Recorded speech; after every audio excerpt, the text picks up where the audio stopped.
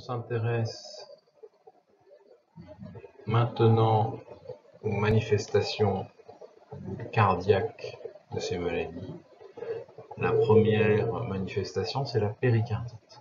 Donc, je rappellerai qu'il est dans le cours douleur thoracique de l'année dernière et qu'il s'agit d'une douleur rétrosternale, précordiale gauche naturellement, puisque le cœur est à gauche, qui est augmentée à l'inspiration profonde et au fait de s'allonger, donc le décubitus dorsal, que ça s'améliore en position penchée en avant ou debout, qu'il y a volontiers une dyspnée, d'autant plus qu'il y a une gravité qui est la tamponnade. Parfois, il y a une irradiation dans le muscle trapèze. Quand on écoute le poumon, eh bien, on a de façon inconstante, c'est-à-dire environ un tiers des cas, alors que la douleur thoracique dans la péricardite est présente dans plus de 98% chez 98% des patients, eh bien, vous allez avoir comme un crissement de cuir neuf. Si vous voulez comprendre ce que c'est, vous prenez deux peaux tannées, par exemple votre portefeuille, et vous essayez de froisser les choses, et vous entendrez du cuir neuf. Parfois, c'est plus discret, avec un froissement de soie. Ça peut être diastolique, systolique au deux temps, et c'est assez inconstant, donc il faut venir régulièrement réexaminer.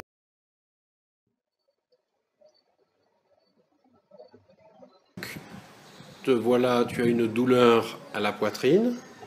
Montre-moi où est localisée cette douleur.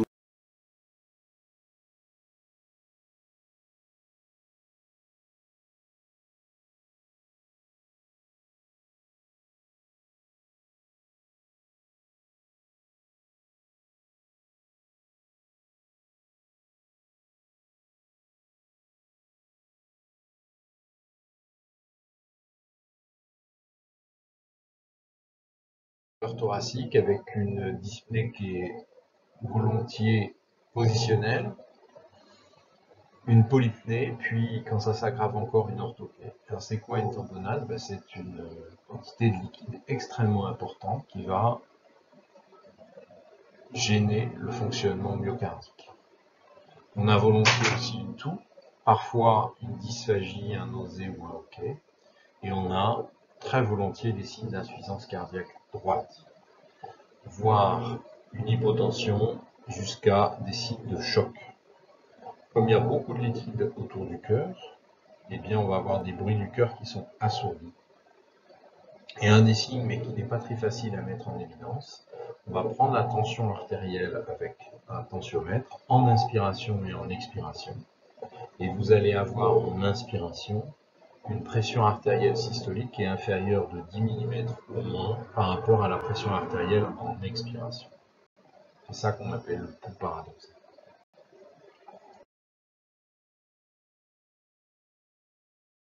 Vous pouvez avoir aussi une myocardite, donc là, ce sont les autres tissus que le péricarde du cœur qui sont inflammés.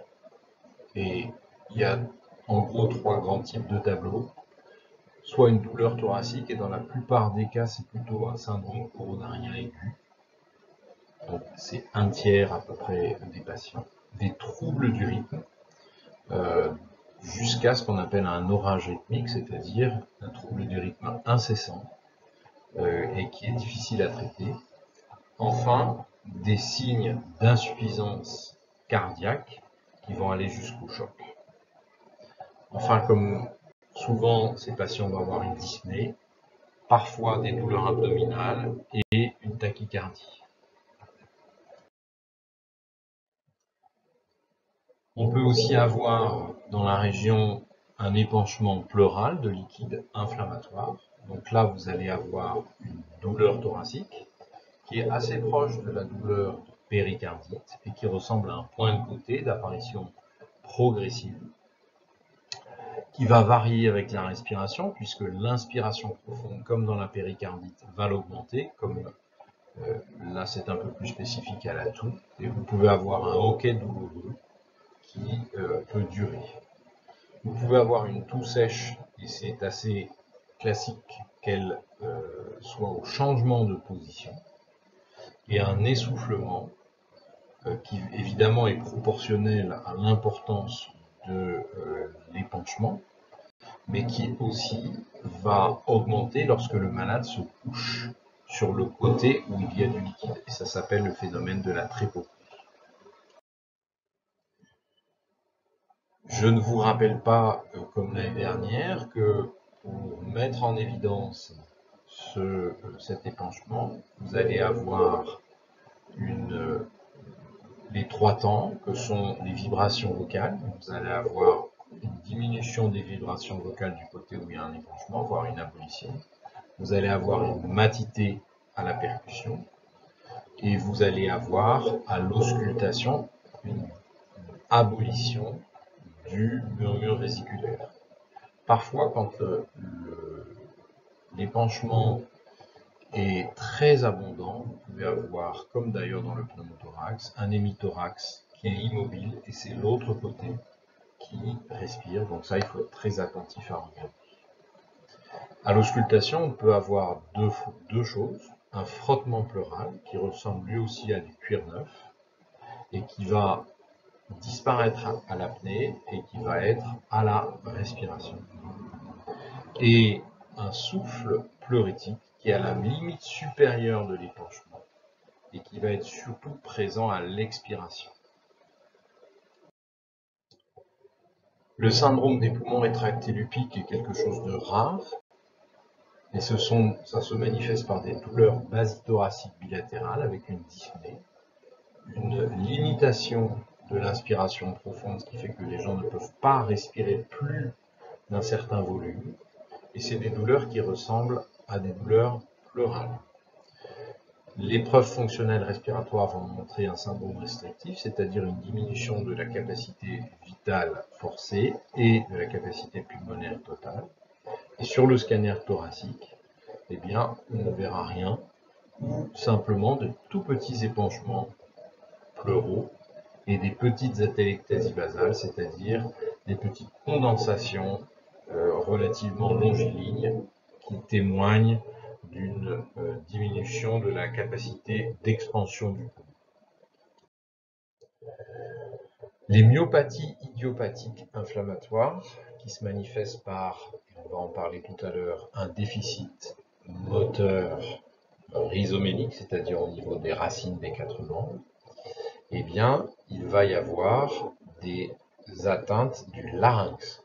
Et quand le larynx, les muscles du larynx ne fonctionnent pas bien, eh bien, ça va amener à des blocages alimentaires. Les patients vont avoir du mal à avaler, et c'est au niveau cervical. Je n'arrive pas à faire passer l'alimentation. Parfois, ce sont des régurgitations. Donc, on le met dans le pharynx et ça repasse parce que ça n'arrive pas à passer dans l'œsophage par le nez.